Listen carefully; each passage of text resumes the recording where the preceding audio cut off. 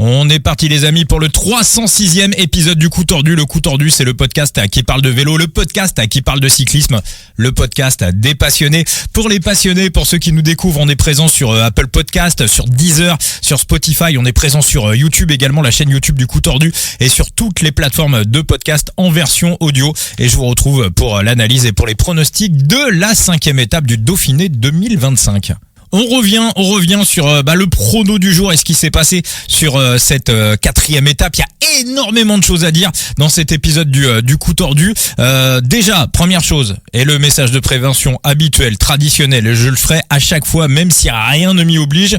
Il n'y a pas de règle qui oblige les podcasteurs qui parlent de paris, de pronos, à faire des messages de prévention. Enfin, je crois en tout cas, peut-être que je me trompe, mais en tout cas, voilà, même si rien ne m'y oblige, je le fais. Je rappelle que dans le lien de l'épisode, j'ai mis le numéro de téléphone de joueurs, info, service, et je rappelle que les jeux d'argent sont totalement interdits aux mineurs. On ne fait pas fortune avec les paris sportifs, encore moins en France, et jouer avec excès comporte des risques, et puis on peut chercher à savoir qui sera le vainqueur, chercher à analyser, à décortiquer l'étape sans mettre d'argent. Ce n'est absolument pas une obligation. Il y a plein de jeux fantasy qui existent, voilà, moi je vous parle souvent de Side Limit, mais il y a d'autres jeux de fantasy, donc on peut aussi s'amuser d'une autre manière et puis en plus gratter des petits ou des gros cadeaux. Donc hier dans l'épisode, je vous avais dit que je vous donnerais mon pronostic sur les réseaux sociaux ce mercredi matin, tout simplement parce que si je donnais un podcast, si je donnais un top 10 dans le podcast, la cote allait littéralement se cracher et ça n'en vaudrait pas la peine vu que les books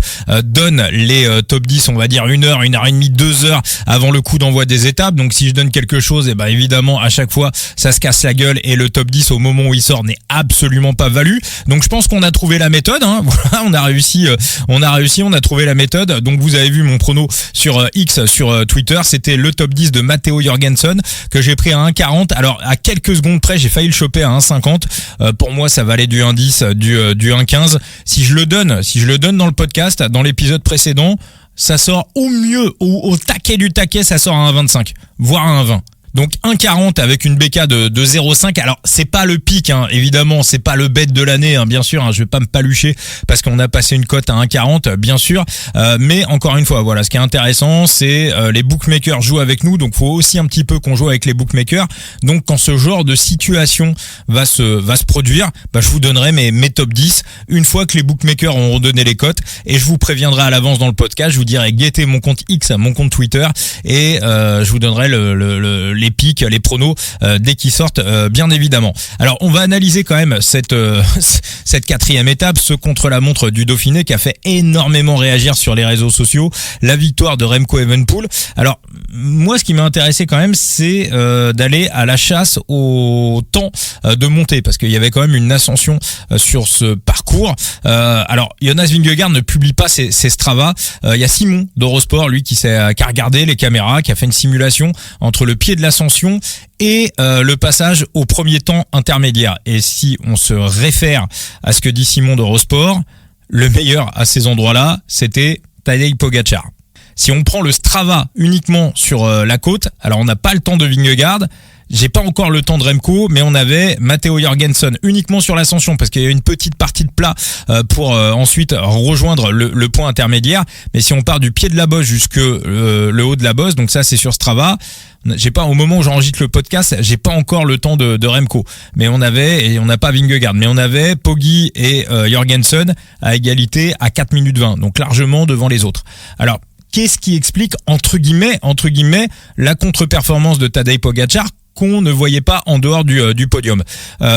Déjà, on peut l'analyser, le vent de face, et Thibaut et Enzo qui remarquaient ça sur voilà, en regardant l'étape, on en discutait entre nous. Sur le vent de face, il n'était pas ultra méga bien posé sur sa machine Poggi. À l'inverse, et ça Thibaut l'avait dit sur Vélo Futé hier, à l'inverse de Remco et de Vingegaard, qui eux sont parfaitement profilés pour rouler vent de face. Je rappelle que toute l'étape s'est déroulée vent de face, et sauf la fameuse ascension qui elle était vent de dos. Donc après on peut aussi imaginer qu'il y a pu avoir des réglages au niveau du matos. Et pour finir, le changement de temps, on sait que Poggi, c'est pas le plus grand spécialiste de la chaleur. Alors attention, il est pas nul sous la chaleur, mais moi j'ai quand même un petit tips sur les coureurs qui de base n'aiment pas la chaleur. Il y a des coureurs qui n'aiment pas la chaleur. Alors aujourd'hui, les coureurs, on l'a vu il y a quelques années avec Thibaut Pinot, lui, dès qu'il faisait plus de 30 degrés, il disparaissait. Et il a fait de l'entraînement en sauna. On met un vélo d'appartement dans un sauna et le cycliste il roule pendant 1 heure, 1 heure et demie et il peut adapter son corps à la chaleur. Pour les coureurs qui n'aiment pas la chaleur, il y a encore un truc qui est un peu compliqué, c'est le fameux changement de température, la fameuse acclimatation. Quand on prend des degrés, alors je sais pas vraiment si ça joue aujourd'hui parce qu'il fait quand même déjà un petit peu chaud depuis hier, depuis avant-hier. Donc voilà, c'est un argument qui est revenu, je sais pas. En tout cas sur Pogačar, je sais que Remco lui aussi, les coups de chaud, c'est pas un truc qu'il apprécie forcément. Bon aujourd'hui, à condition égale avec Poggi, ça l'a pas empêché d'écraser le contre-la-montre. Donc maintenant, ce qui est amusant, et vous m'avez demandé l'avis sur les réseaux sociaux. Ce qui est amusant, c'est de regarder en betting la culture de l'instant et ce qui s'est passé au niveau des cotations pour le prochain Tour de France. Avant cette 4e étape du Dauphiné, on avait Poggi qui était proposé pour le Tour de France aux environs de 1,45. Il perd 49 secondes sur un contre-la-montre en ayant été visiblement largement correct dans les ascensions, en tout cas sur les premiers éléments qu'on a, peut-être même le meilleur d'après Simon d'Eurosport. Donc, la cote de Poggi a basculé sur du 1,80. Voilà.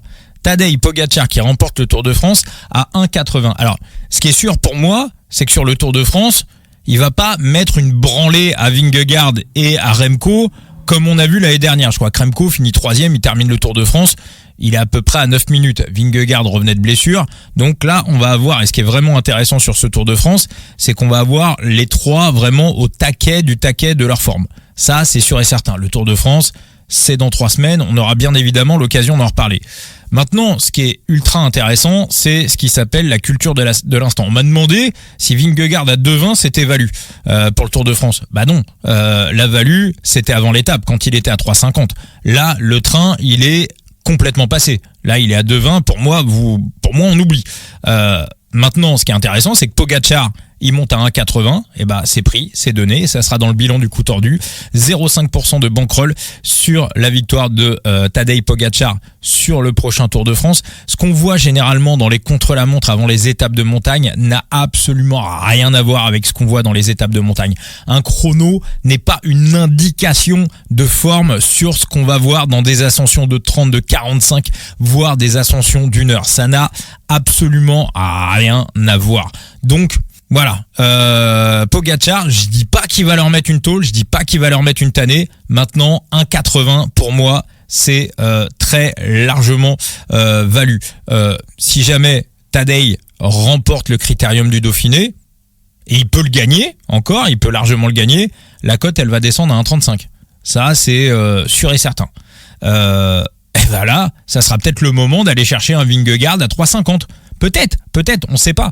Moi, on m'a posé la question également, on m'a demandé si sur le critérium du Dauphiné, Pogačar à 4, est-ce que c'était pas un petit peu haut ? Oui, c'est un peu haut. Alors, j'ai déjà un PLT sur Poggi qui a été donné avant le début de ce critérium du Dauphiné. Si j'avais pas pris ce PLT sur Poggi, j'irais sur la cote à 4 pour Poggi sur la victoire au Dauphiné. J'irais dessus. Maintenant, je le redis, il va pas mettre une tannée aux 2 autres, il sera peut-être moins au-dessus que ce qu'il a été, mais ça reste probablement le plus grand champion ou l'un des plus grands champions de l'histoire du cyclisme. Donc pour Poggi, on va y aller, donc 0,5% de bankroll, 1,80 pour la victoire au Tour de France. Le PLT est pris et à mon avis, vous l'aurez encore demain après l'étape 5 de ce critérium du Dauphiné. On va basculer sur la 5e étape du Dauphiné. Juste avant, pour ceux qui veulent participer au prochain tirage au sort, je vous offrirai dans l'épisode de demain, une reward sur Side Limit. Le Tour de France approche. Il y a des petites cartes à gagner en jouant sur Side Limit, en passant par notre code de parrainage coup tordu 0 avec le chiffre 0. Side Limit n'est pas sponsor de ce podcast, comme Mehdi faisait Média Sorar. Et nous dans le coup tordu, on parle de Side Limit. Voilà, c'est un format de jeu qu'on adore. Donc voilà, coup tordu 0. 0 avec le chiffre 0 à 3 semaines du Tour de France. Vous voulez intégrer Cyclimit, passez par notre code de parrainage. Et avec tous ceux qui sont passés par notre code de parrainage, il y a des tirages au sort réguliers où on vous offre des rewards, des cartes. Donc il y aura un tirage au sort demain. Donc si vous voulez participer à ce tirage au sort et que vous n'êtes pas encore présent sur Cyclimit, inscrivez-vous, passez par notre code de parrainage, coup tordu 0 avec le chiffre 0, et vous pourrez vous entraîner un petit peu en Ligue 4 en amont du Tour de France. Et puis pourquoi pas aussi participer au Tour de France en mode Ligue 4, en mode totalement gratuit. Et puis si vous avez quelques dollars, vous pourrez également investir un petit peu pour vous faire une galerie avant le Tour de France. La 5e étape on bascule donc sur la 5e étape de ce Critérium du Dauphiné qui va amener les coureurs du côté de Mâcon. Je vous invite à aller voir la preview de Thibaut, bien évidemment, sur Vélo Futé, et puis celle d'Enzo aussi sur son site The Big Gear. Alors quel scénario pour cette étape?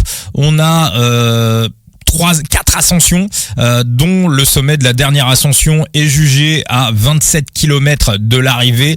La question que tout le monde se pose, Jonathan Milan passera ou passera pas? C'est le débat, c'est la discussion. Certains pensent, certains ne pensent pas. Moi, je vais vous donner mon avis. Alors au niveau de la météo, ça va beau temps, bien évidemment.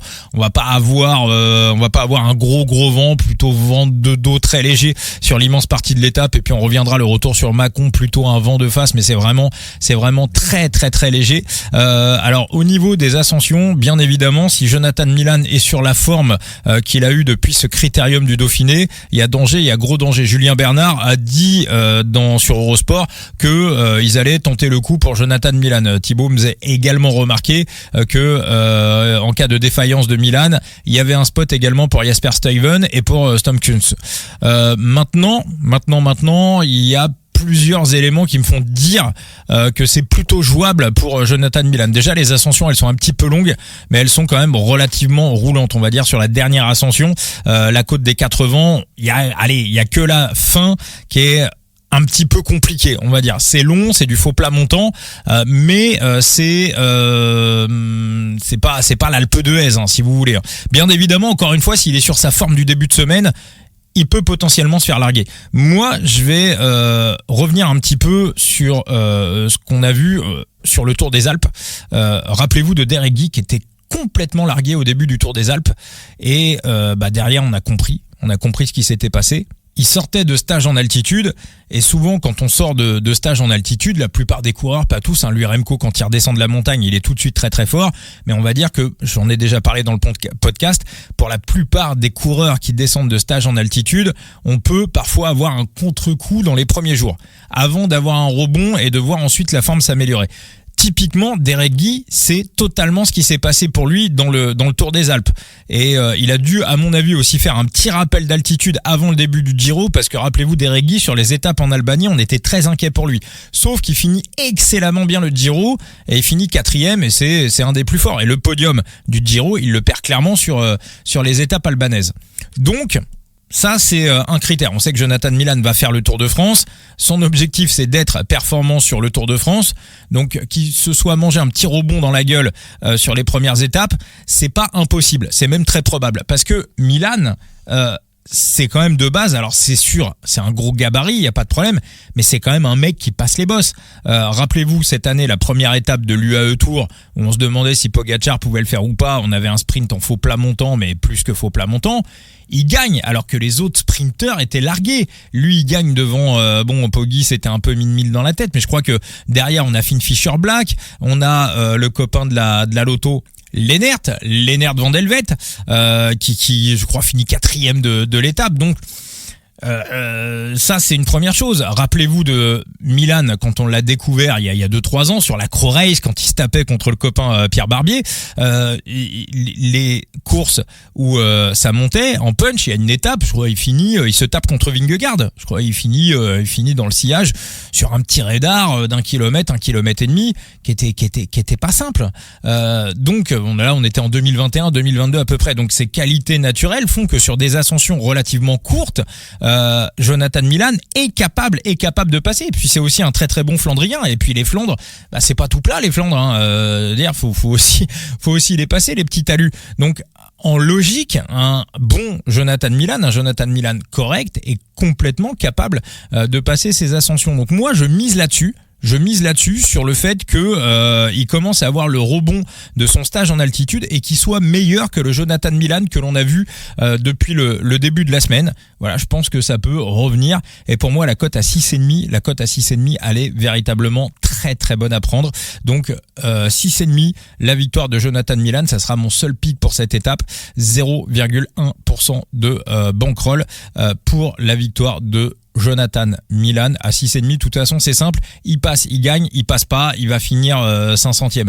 Donc, c'est pas la peine de le couvrir en top 3, en top 10. Alors, ça se trouve, je vous dis ça, il va finir 2e. Mais voilà, s'il passe, c'est gagné. S'il passe, c'est gagné. Donc voilà, à voir comment il a récupéré des premières étapes. Mais moi, je pars à Mâcon, donc sur la victoire de Jonathan Milan. La cote à 6,5. On n'ira pas plus loin pour ce coup tordu. Voilà, ça me fait plaisir de vous retrouver. On se retrouvera demain pour l'étape numéro 6. On commencera à arriver sur les étapes décisives. On commencera à arriver dans la montagne. Ah oui, tiens, ouais, dernière chose. Vous savez que j'oubliais un truc important. Ça fait quelques semaines que je vous parle d'un podcast qui s'appelle Dans la tête d'un parieur, que Benoît Tréanton va lancer. Donc je vais animer. Voilà, je vais aider Benoît à lancer le podcast pendant quelques semaines, pendant quelques mois. On va voir un petit peu comment ça se passe. Enfin, voilà, je vous dis ça parce que c'est le podcast de Benoît Tréanton. Donc Benoît, il va vous parler de plein de sports. Il va vous parler de foot, de pétanque, de tennis, de Formule 1, pour ceux qui connaissent pas Benoît. Donc je vous invite à écouter l'épisode 0 parce que l'épisode 0 va arriver, l'épisode 0 de Dans la tête d'un parieur. Je crois qu'on parlera, on vous expliquera un petit peu ce qu'on va faire dans le podcast. Donc moi, sur tous ces sports-là, je suis nul. Mais alors nullissime. Autant dans le coup tordu, on peut discuter, on peut débattre. Alors des fois, je dis des grosses conneries. Vous avez été gentil avec moi, mais vous remarquerez quand même que dans les podcasts du Giro, si vous avez envie de m'allumer la gueule, voilà, ça me pose pas de problème. Vous pouvez prendre un épisode où j'ai expliqué que Simon Yates ne gagnerait pas le Giro. Donc des conneries, on en dit, on en redira, mais voilà, le vélo, j'essaye, comme vous qui êtes à l'écoute du podcast, j'essaye de suivre. On n'a pas la science infuse. Comme disait Gilou, tous les habits sont bons à prendre. Si on n'est pas d'accord, c'est pas très grave. On discute. Voilà, on est avant tout des passionnés et on est là pour pousser un petit peu aussi la communauté vélo. Donc nous, on le fait par le prisme de l'anticipation. On essaye un petit peu d'analyser ce qui va se passer, mais c'est un petit peu plus compliqué d'analyser ce qui va se passer plutôt que de débriefer a posteriori ce qui s'est passé. Quand on regarde ce qui s'est passé et qu'on commente ce qui s'est passé, c'est facile. Là, on a toujours raison. Bon, quand on anticipe et qu'on cherche à savoir qui sera le vainqueur, qui sera le top 3, qui sera le maillot à pois, tout ça, c'est beaucoup plus compliqué. Donc dans la tête d'un parieur, ça sera le podcast de Benoît Tréanton et il y a un épisode 0 qui vous attend. Alors pour ceux qui écoutent ce coup tordu, on va l'enregistrer ce mercredi 11 juin, on va l'enregistrer dans le cours de la soirée. Donc ceux qui se réveillent, qui écoutent le podcast au réveil ou en pleine nuit, vous avez déjà cet épisode 0 de Dans la tête d'un parieur qui est disponible sur Spotify. Voilà, pour les plateformes de podcast, disponible sur Spotify, disponible sur YouTube et sur Substack également. Abonnez-vous à Substack Dans la tête d'un parieur. Voilà, ça vous permettra d'avoir des alertes mail, de savoir un petit peu ce qui se passe, d'avoir du contenu aussi écrit de temps en temps. On passe par Substack pour ce podcast. Donc Substack, Spotify et la chaîne YouTube de Benoît. Je crois que c'était l'ancienne chaîne Parier Gagnant qui devient la chaîne Dans la tête d'un parieur. Donc voilà, donc nouveau podcast qu'on lance. Voilà, on va essayer de voir un petit peu vos retours, ce que vous en attendez. Donc voilà, épisode 0 que vous allez avoir ou que vous avez déjà en fonction de l'horaire où vous écoutez ce podcast. Voilà ce que je voulais vous dire. Et on se retrouvera donc ce jeudi pour l'analyse de la 6e étape du Dauphiné. Allez, ciao les amis.